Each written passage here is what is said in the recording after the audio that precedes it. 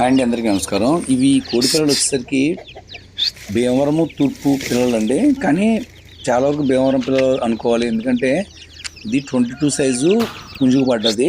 అయితే దీని తాలూకు పుంజుని మనం ఆల్రెడీ ఒకసారి సేల్ చేయడం జరిగిందండి. అది ఆల్రెడీ 2 పందాలు కొట్టింది కోడి.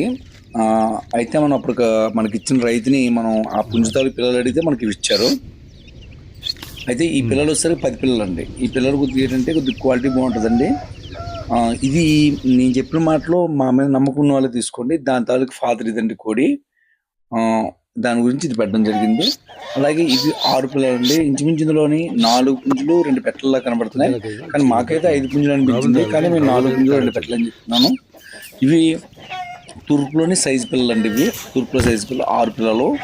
ఇవి ఆల్రెడీ 3 months దగ్గరికి ఇలా వచ్చింది. నెక్స్ట్ పిల్లలు మీకు తూర్పు పిల్లలు, ఒరిజినల్ తూర్పు పిల్లలు అనమాట.